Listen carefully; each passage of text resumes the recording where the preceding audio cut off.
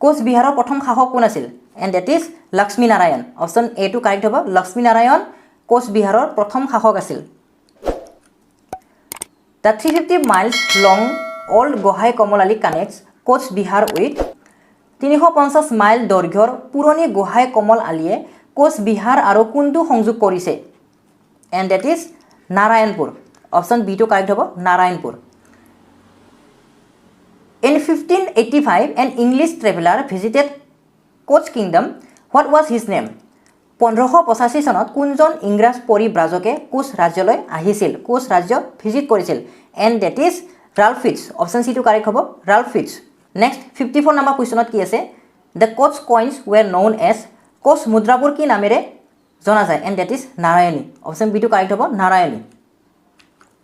In which year King Naranarayana was died? কিমান চনত নৰনাৰায়ণৰ মৃত্যু হৈছিল কিমান চনত মৃত্যু হৈছিল and that is 1587 option A টু কাৰেক্ট হ'ব 1587 what was the real name of Chilarai মই আগতে ক'লোঁ এইটো উল্লেখ কৰিছোঁ আগতে মেনশ্যন কৰিছোঁ যে চিলাৰায়ৰ আচল নাম কি হয় চিলাৰায়ৰ আচল নাম হৈছে শুক্লধ্বজ অপশ্যন এ টু কাৰেক্ট হ'ব Shukladhwaj what is the name of son Iltutmish who killed Prithu in 1228 1228 চনত ৰজা পৃথুক হত্যা কৰা ইলটুটমিছৰ পুত্ৰৰ নাম কি আছিলে and that is option A Mohammad Shah option A টু কাৰেক্ট হয় মহম্মদ শ্বাহ মই কৈছিলোঁ উল্লেখ কৰিছোঁ আগতে যে ৰজা পৃথুৰ দিনত মুছলমানসকলে তিনিবাৰ আক্ৰমণ কৰিছিলে প্ৰথমবাৰ 1206 চনত আছিলে 1206 চনত আছিলে কোনে আক্ৰমণ কৰিছিল বখতিয়াৰ খিলজীয়ে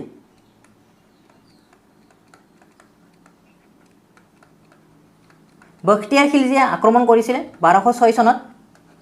তাৰপিছত কোনে আক্ৰমণ কৰিছে 1226 চনত 1226 চনত আক্ৰমণ কৰিছে গিয়াছুদ্দিন ইৱাজ খিলজী গিয়াছুদ্দিন ইৱাজ খিলজীয়ে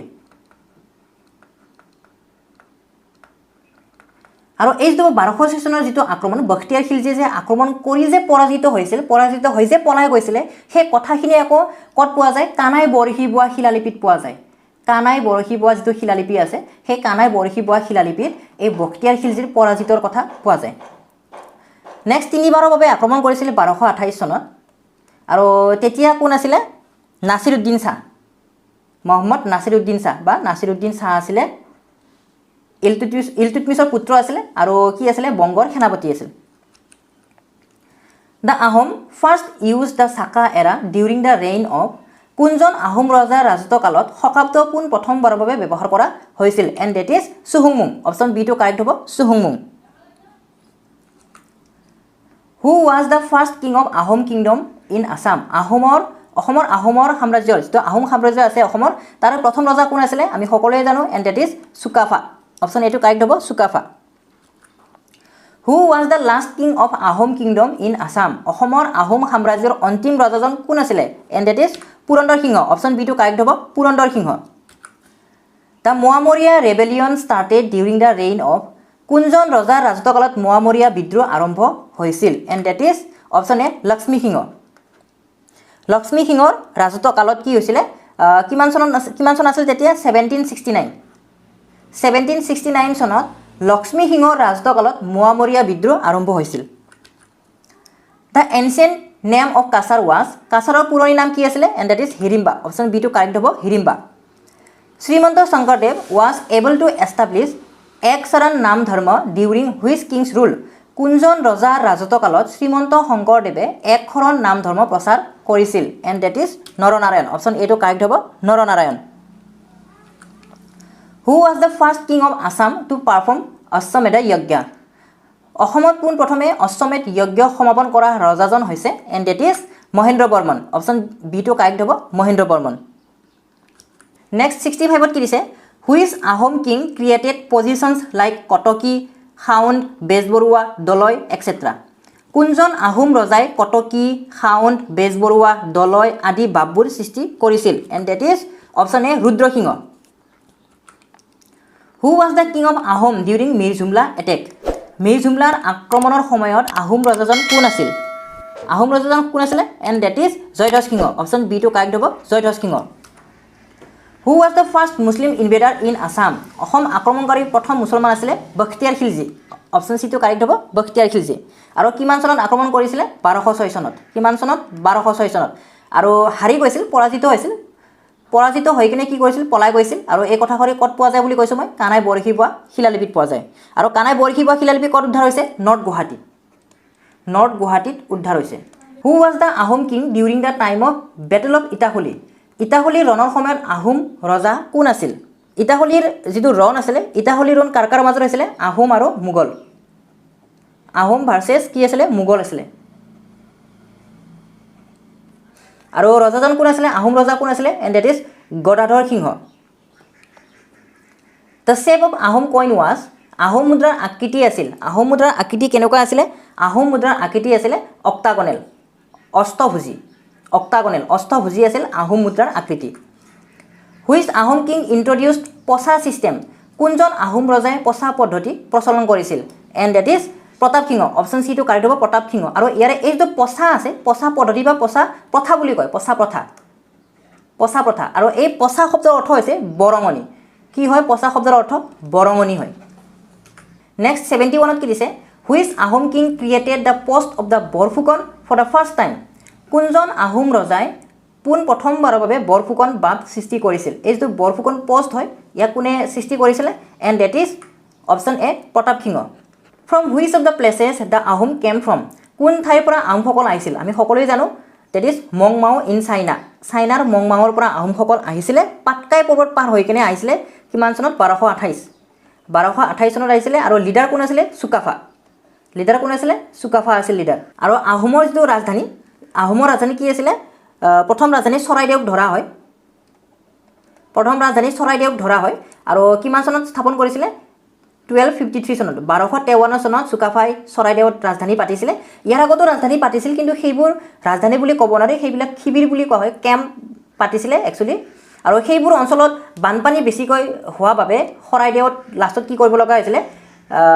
ৰাজধানী পাতিব লগা হৈছিলে আৰু চৰাইদেউত যে ৰাজধানী পাতিছে সেইটোৱে কি আছিলে ষ্টেবল আছিল পাৰ্মানেণ্ট মানে ষ্টেবল আছিলে মানে ইয়াৰ আগত যিবিলাক ৰাজধানী পাতিছিলে সেইবোৰ ৰাজধানী বুলি ক'ব নোৱাৰে ষ্টেবল নাছিলে বানপানী হৈ থকাৰ কাৰণে মানে বেলেগ জেগাত উঠি যাব লগা হৈছিল কাৰণে পিছত সেইবোৰ জেগা এৰি কিনে চৰাইদেউত ৰাজধানী পাতিছিলে 1253 চনত name the Mughal general who took possession of the Ahom capital Gargaon in 1662 1662 চনত কোনজন মোগল সৈন্যই আহোমৰ ৰাজধানী গড়গাঁও অধিকাৰ কৰিছিল and that is Ram Singh option A টো কাৰেক্ট হ'ব Ram Singh who was the first to start the system of land surveying for the first time মাটিৰ জৰীপ পদ্ধতি কোনে প্ৰথমে আৰম্ভ কৰিছিল এণ্ড ডেট ইজ গদাধৰ সিংহৰ আহোম নাম কি হয় আহোম নাম হৈছে চুপাটফা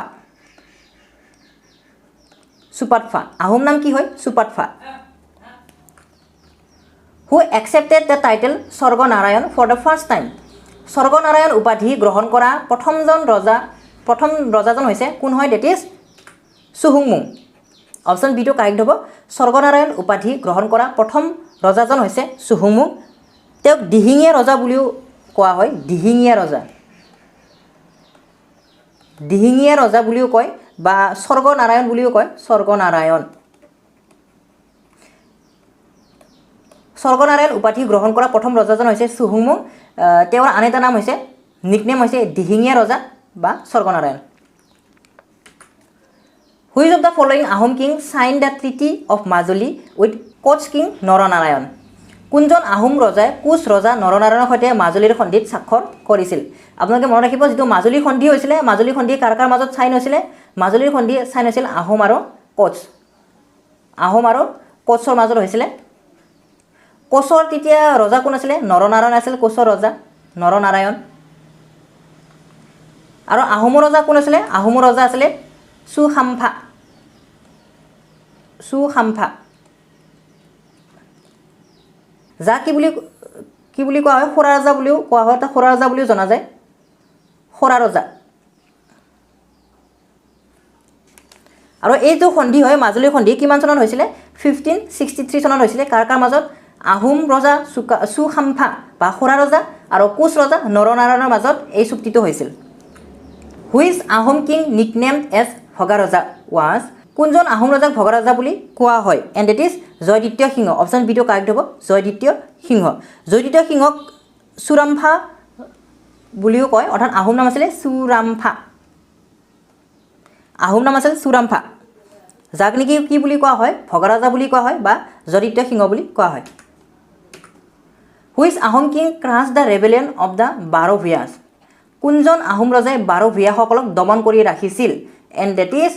প্ৰতাপ সিংহ অপশ্যন বিটো কাৰেক্ট হ'ব প্ৰতাপ সিংহ প্ৰতাপ সিংহৰ আহোম নাম আছিল চুচেনফা প্ৰতাপ সিংহৰ আহোম নাম আছিল চুচেনফা বুদ্ধিনাৰায়ণ এইবিলাক তেখেতৰ কি আছিলে নিকনেম আছিল বুদ্ধিনাৰায়ণ বা বুঢ়া ৰজা বুলিও কোৱা হয় বুঢ়া ৰজা বা বৃদ্ধ স্বৰ্গনাৰায়ণ বুঢ়া ৰজা বা বৃদ্ধ স্বৰ্গনাৰায়ণ এই সকলোবিলাক প্ৰতাপ সিংহৰ কি আছিলে নিকনেম আছিল which Ahom king also' known as Bhaganiya ৰজা কোনজন আহোম ৰজাক ভগনীয়া ৰজা বুলি কোৱা হয় and that is option C Jayadhwaj সিংহক ভগনীয়া ৰজা বুলিও কোৱা হয় during which Ahom king reign the Saraighat battle was ended with decisive win over Mughal কোনজন আহোম ৰজাৰ ৰাজত্বকালত মোগলৰ বিৰুদ্ধে বিজয়ী হোৱাৰ লগতে শৰাইঘাটৰ যুদ্ধ অন্ত পৰিছিল আহোমসকলে জিকিছিল মোগলসকলে হাৰিছিলে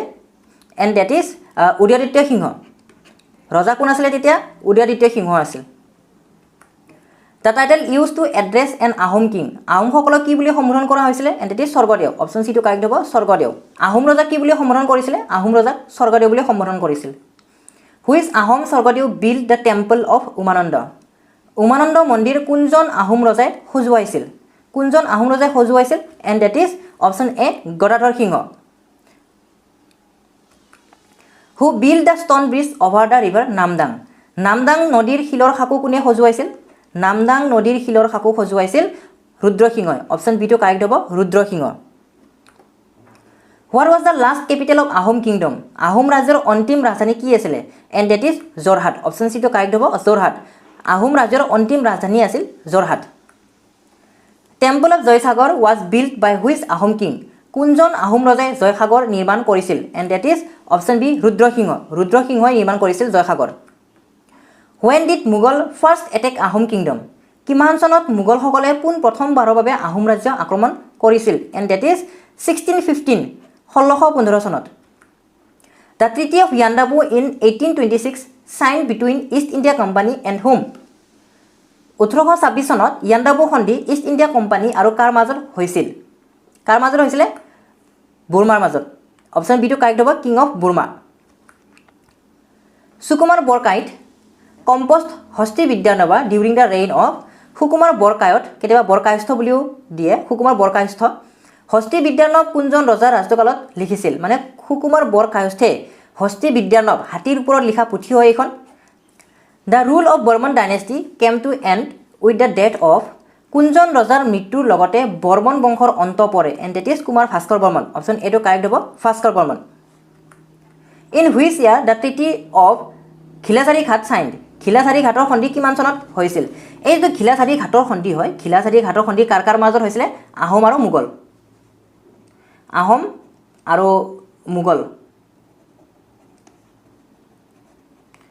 মোগলৰ মাজত এই খিলাচাৰী ঘাটৰ সন্ধি হৈছিলে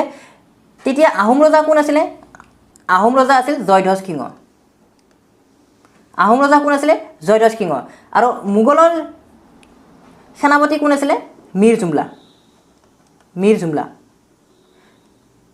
মোগলৰ সেনাপতি আছিল মীৰ জুমলা আৰু ৰজা কোন আছিলে ৰজা আছিল ঔৰংজেব মীৰ জুমলাই কি কৰিছিলে আহোম আক্ৰমণ কৰিছিল আৰু ইয়াতে জয়ধ্বজ সিংহক পৰাজিত কৰিছিল পৰাজিত বৰণ স্বীকাৰ কৰিছিলে আৰু তাৰে পিছত এই যিটো খিলাচাৰী ঘাটৰ সন্ধি হ'ল এই খিলাচাৰী ঘাটৰ সন্ধি অনুসৰি জয়ধ্বজ সিংহই নিজৰ কন্যা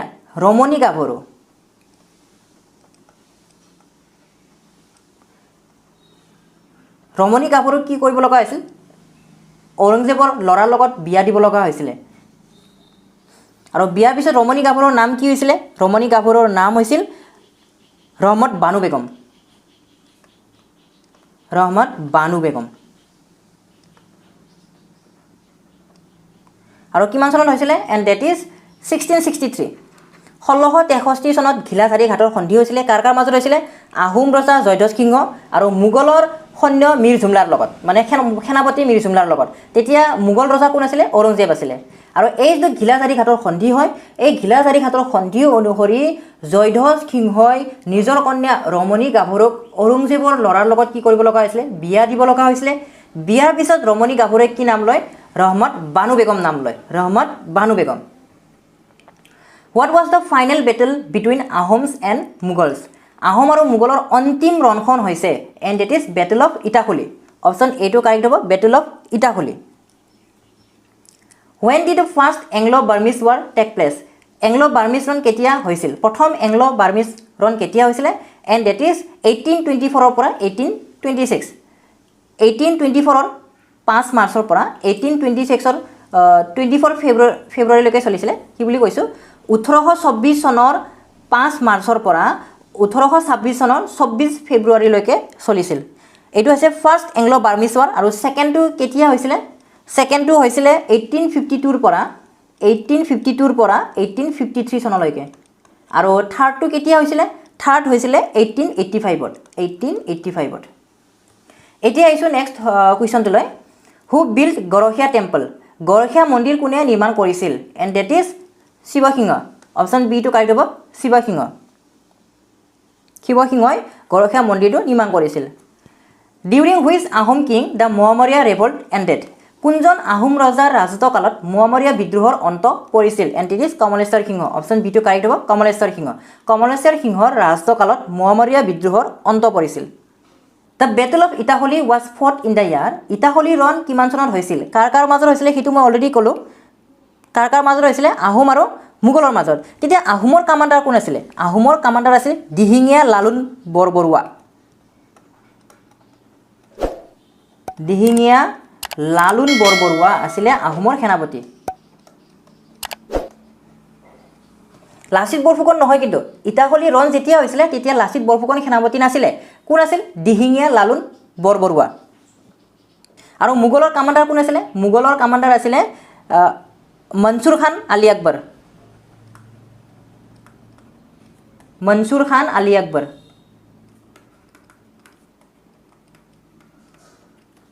আৰু কিমান চনত হৈছিল এণ্ড দ্যাট ইজ 1682 1682 চনত Next 96 number Why Suhumung was called as Dihingia Raja Suhumung কিয় দিহিঙীয়া ৰজা বুলি কোৱা হয় কিয় কোৱা হয় কাৰণ he shifted Ahom capital from Bakata কাৰণ তেওঁ আহোমৰ ৰাজধানী বকাটাৰ পৰা স্থানান্তৰ কৰিছিল Which inscription the defeat of Gowda king Sasanka by Bhaskar Burman can be traced Gaur ৰজা শশাংক ভাস্কৰ বৰ্মনৰ হাতত পৰাজিত হোৱাৰ কথা কোনটো শিলালিপিত পোৱা যায় and that is Nidhanpur copper plate inscription এটো মই কৈছো অলৰেডি অপচন এটো কাৰেক্ট হ'ব Nidhanpur copper plate inscription who build the Kareng Ghar কোনে নিৰ্মাণ কৰিছিল ইয়াৰে কাৰেক্ট এনসাৰটো হৈছে option C Rudrasingha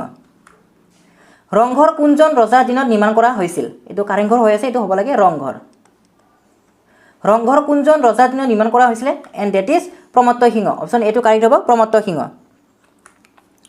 When was the first Ahom Kosari battle took place Ahom কছাৰীৰ প্ৰথম ৰণ কিমান চনত হৈছিল আহোম কছাৰীৰ প্ৰথম ৰণ হৈছিল 1490 চনত অপচন এটো কাৰেক্ট হ'ব 14